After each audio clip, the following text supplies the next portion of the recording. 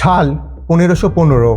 ভারতের বুকে তখন কাঁপছে পাঠান সুলতানদের ঘোড়ার খুরের শব্দে। ঠিক সেই সময় ঝাড়খণ্ডের এক জনমানবহীন জঙ্গল ঘেরা পথে ঘটে গেল একটা আশ্চর্য ঘটনা, যা আজকের কোনো হাই প্রোফাইল স্পাই থ্রিলার বা অলৌকিক ড্রামাকেও হার মানাবে। কল্পনা করুন যে 10 জন দুর্ধর্ষ পাঠান অশ্বারোহী সৈন্য তলোয়ার উঁচিয়ে 4 জন নিরীহ মানুষকে ঘিরে ফেলেছে। তাদের অভিযোগ খুন এবং বিশাল অঙ্কের ডাকাতি।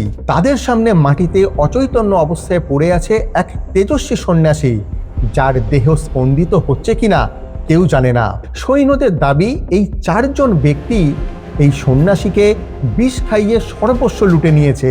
পরিস্থিতি এতটাই উত্তপ্ত যে যে কোনো মুহূর্তে ঝরতে পারে রক্ত। ঠিক তখনই ঘটলো একটা শকিং ঘটনা।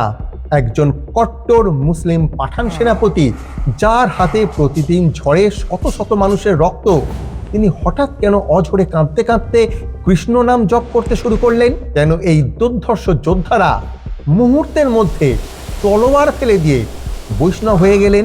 আজ আমরা উন্মোচন করব ভারতের ইতিহাসের এক বিস্তৃত এবং এক অলৌকিক ধর্ম রূপান্তরের কাহিনী। তার আগে মুকং করতি বাচলং পঙ্গং লঙ্ঘয়তে গিরিম যৎকৃপা তমহং বন্দে শ্রী গুরু দীনতারিণম।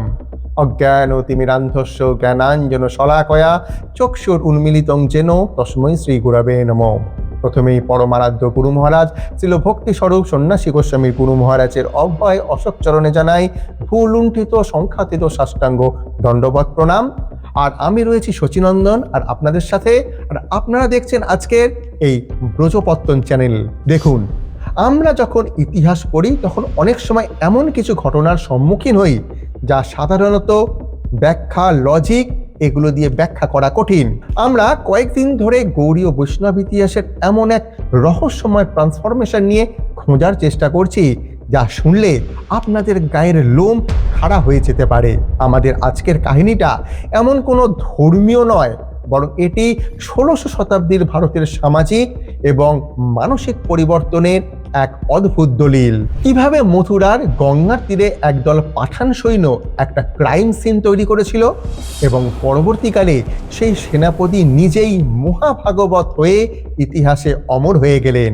আজ আমরা টাইম লাইন অনুযায়ী অবিশ্বাস্য এই রূপান্তরের এই ঘটনাটা খুঁটিনাটিভাবে বিশ্লেষণ করব। ভিডিওটা অনেক বড় এবং বিস্তারিত তথ্যে ঠাসা হতে চলেছে, তাই ভিডিওটা স্কিপ না করে শেষ পর্যন্ত দেখুন। আর শুরুতেই একটা লাইক দিয়ে রাখুন, কারণ আপনাদের এই একটা লাইক আমাদের এই ধরনের ভিডিও বানাতে এবং রিসার্চে অনেক উৎসাহিত করে। এই কাহিনীটা শুরু হয় যখন শ্রী চৈতন্য মহাপ্রভু বৃন্দাবনের দ্বাদশ বন থেকে ভ্রমণ শেষ করে প্রয়াগের দিকে রওনা হচ্ছেন। তার সাথে ছিলেন শ্রী বলভদ্র ভরচাজ, একজন ভৃত্য ব্রাহ্মণ, এক রাজপুত বৈষ্ণব কৃষ্ণদাস এবং মথুরার এক সনরিয়া ব্রাহ্মণ। তৎকালীন ভারতে পথঘাট ছিল অত্যন্ত বিপজ্জনক। ডাকাত এবং দস্যু দলের ভয়ে ছিল পরতে পরতে। ঠিক যেমন আধুনিক গোয়েন্দা সংস্থাগুলো কোনো হাই রিস্ক রুটে যাওয়ার আগে অভিজ্ঞ লোককে সাথে রাখে, মহাপ্রভুর সঙ্গীরাও তেমনি সোরাক্ষেত্র বা গঙ্গা তীরবর্তী পথ বেছে নিয়েছিলেন, কারণ রাজপুত কৃষ্ণদাস এবং মথুরার ব্রাহ্মণ এই ব্যাপারে অনেক অভিজ্ঞ ছিলেন। বৃন্দাবন ভ্রমণের সময় মহাপ্রভুর দিব্য উন্মাদ দশা বা প্রেমাবেশ লক্ষ্য গুণ বৃদ্ধি পেয়েছিল। তিনি যে কোনো সময়ে জ্ঞান হারিয়ে ফেলছিলেন। বলভদ্র ভরচাজ ভয় পাচ্ছিলেন যে মহাপ্রভুর এই শারীরিক অবস্থা যে কোনো বড় বিপদ একটা ডেকে আনতে পারে। যাবার পথে তারা যখন একটা বৃক্ষতলে বিশ্রাম নিচ্ছিলেন, তখন পাশের মাঠে চড়তে থাকা গাভীদের দেখে মহাপ্রভুর ব্রজলীলা স্মরণ হলো। হঠাৎ একটা বাঁশির সুর শুনে তিনি প্রেম মূর্ছা গেলেন এবং অচেতন হয়ে মাটিতে লুটিয়ে পড়লেন। আর ঠিক সেই মুহূর্তেই সেখানে আসলেন 10 জন ঘাতক পাঠান সৈন্যরা। এই সৈন্যদের নেতৃত্ব দিচ্ছিলেন বিজলি খান। বিজলি খান ছিলেন অত্যন্ত ধনী এবং প্রভাবশালী এক পাঠান সন্তান। পাঠানরা যখন দেখলেন যে একজন সন্ন্যাসী অচেতন হয়ে পড়ে আছেন এবং তার চারপাশে 4-5 জন মানুষ চিন্তিত মুখে বসে আছেন, তখন তাদের প্রফেশনাল সাসপিশন থেকে একটা সিদ্ধান্তে পৌঁছালেন। পাঠান সৈন্যরা মনে করল যে এই সন্ন্যাসীর কাছে নিশ্চয়ই অনেক সোনা বা সুবর্ণ ধন আছে, আর ভাবলেন যে এই 4 জন সঙ্গী আসলে একজন বাটপার বা ছদ্মবেশী দস্যু। তারা সন্ন্যাসীকে ধুতুরা ফুল খাইয়ে অজ্ঞান করে ফেলেছে, যাতে তারা সব সম্পত্তি লুট করতে পারে। কোনো বিচার না করেই সৈন্যরা ওই 4 জনকে শক্ত করে বেঁধে ফেললেন এবং তাদের মারতে উদ্যত হলো। একবার ভাবুন, একবার পরিস্থিতি কতটা ভয়াবহ। একদিকে সেই অচৈতন্য সন্ন্যাসী আর অন্যদিকে রক্তপিপাসু সৈন্যরা, যাদের হাতে ধরা পড়া মানে অবধারিত মৃত্যু। একটা ক্রাইম সিন থেকে বাঁচার এটা কোনো উপায় ছিল কি আর?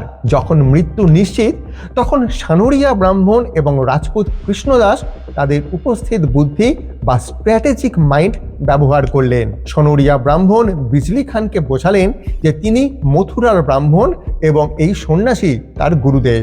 মহাপ্রভুর এই অবস্থা আসলে কোনো ব্যাধি বা মৃগী রোগ, কিন্তু পাঠান সৈন্যরা ছিল অত্যন্ত ধূর্ত।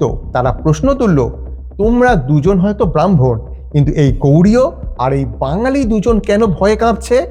নিশ্চয়ই এরা তাহলে দোষী। এই পরিস্থিতিতেই রাজপুত কৃষ্ণদাস এক অদ্ভুত সাইকোলজিক্যাল ওয়ারফেয়ার শুরু করলেন। তিনি উল্টে পাঠানদের ভয় দেখিয়ে হুঙ্কার দিয়ে বললেন, আমার বাড়ি হচ্ছে এখানেই, আমার কাছে 200টা সৈন্য আর 100টা কামান আছে। আমরা চিৎকার করলেই তারা এসে সব তোমাদের কাছ থেকে লুটে নেবে, আর তোমরাই তীর্থযাত্রীদের লুট করো, আমরা নই। এই কামান আর সৈন্যদের বিশাল হুমকির কথা শুনে পাঠান সৈন্যরা কিছুটা বিভ্রান্ত হয়ে পড়ল। ঠিক সেই উত্তেজনার চরম মুহূর্তেই ঘটল সেই রহস্যময় অলৌকিক ঘটনা। হঠাৎ মহাপ্রভুর সম্বিত ফিরল। তিনি উঠে দাঁড়িয়ে উচ্চৈস্বরে হরে কৃষ্ণ বা হরি হরি বলে হুঙ্কার দিতে দিতে নাচতে শুরু করলেন। আর ঠিক সেই মুহূর্তেই অপূর্ব তেজ এবং প্রেমোন্মত্ত ভাব দেখে দুর্ধর্ষ পাঠানরা ভয়ে থমকে গেল। তারা মহাপ্রভুর কাছে সব জানতে চাইল। মহাপ্রভু তাদের বুঝিয়ে দিলেন যে তিনি এক সাধারণ সন্ন্যাসী, তার কাছে কোনো ধন নেই এবং এই 4 জন তার পরম হিতৈষী সঙ্গী। এরপরই শুরু হলো ইতিহাসের সেই ঐতিহাসিক শাস্ত্রীয় বিতর্ক। সেখানে উপস্থিত ছিলেন পাঠানদের একজন শাস্ত্র বিচারক বা পীর সাহেব। মহাপ্রভু তাদের সাথে তর্কের মাধ্যমে প্রথমে ভগবানের স্ববিশেষত্ব এবং পরে কর্ম, জ্ঞান এবং যোগ বিচার খণ্ডন করে প্রমাণ করলেন যে ভগবত প্রেমই হলো জীবনের সর্বোচ্চ প্রাপ্তি। তার লজিক এবং তার আধ্যাত্মিক শক্তি দেখে বিজলি খান এবং তার সৈন্যরা স্তম্ভিত হয়ে গেলেন। মহাপ্রভুর সিদ্ধান্তের প্রভাবে বিজলি খানের সেই জিহ্বায় তখন স্বতঃস্ফূর্তভাবে কৃষ্ণ নাম উদিত হলো। বিজলি খান মহাপ্রভুর চরণে লুটিয়ে পড়লেন। মহাপ্রভু তখন আশীর্বাদ করে বললেন যে তার কোটি জন্মের পাপ ধ্বংস হয়েছে। শুধু বিজলি খান নন, সেই দলের 10 জন সৈন্যরাই তখন তারা ধীরে ধীরে বৈষ্ণব হয়ে গেলেন। তারা পরিচিত হলেন পাঠান বৈষ্ণব নামে, যারা সারা ভারতে মহাপ্রভুর কীর্তি গান করে বেড়াতেন। যে প্রধান পাঠান শাস্ত্র বিচারক সেই পীর সাহেব ছিলেন, মহাপ্রভু তার নাম রাখলেন রামদাস এবং বিজলি খান পরিচিত হলেন মহাভাগবত হিসাবে। ভাবলে অবাক লাগে, তলোয়ারের শক্তি কিভাবে এক মুহূর্তে প্রেমের শক্তির কাছে পরাস্ত হলো। এটা কোনো সাধারণ ধর্মান্তর ছিল না, এটা ছিল এক মানসিক এবং আধ্যাত্মিক বিপ্লব, যা 16শো শতাব্দীর ভারতের সাম্প্রদায়িক বিভেদকে ঘুচিয়ে দিয়েছিল।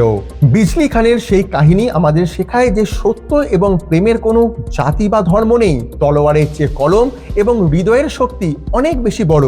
তবে আপনাদের কি মনে হয়, বিজলি খান কি সত্যিই কেবল আধ্যাত্মিক টানে বদলে গিয়েছিলেন, নাকি এর পেছনে অন্য কোনো গভীর রাজনৈতিক ভারসাম্য কাজ করেছিল?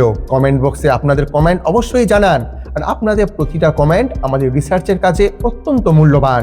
চ্যানেলে নতুন হলে সাবস্ক্রাইব করুন আর ভিডিওটা সবার সাথে শেয়ার করে দিন, যাতে আমাদের এই বীরত্বপূর্ণ ইতিহাস সবাই জানতে পারে। তাহলে আজ এই পর্যন্তই, দেখা হবে আবার কোনো রোমাঞ্চকর ইনভেস্টিগেশনে। ততদিন ভালো থাকবেন, সুস্থ থাকবেন, আর কৃপা করবেন আমাদের যেন হরিভক্তি হয়, গুরুপাদ পদ্মে যেন মতি থাকে। জয় অনন্ত কোটি বৈষ্ণব বৃন্দের জয়, জয় আকর মঠরাজ, মায়াপুর শ্রী চৈতন্য মঠের জয় এবং তৎশাখাসমূহ সমস্ত গৌড়ীয় মঠের জয়। হরে কৃষ্ণ।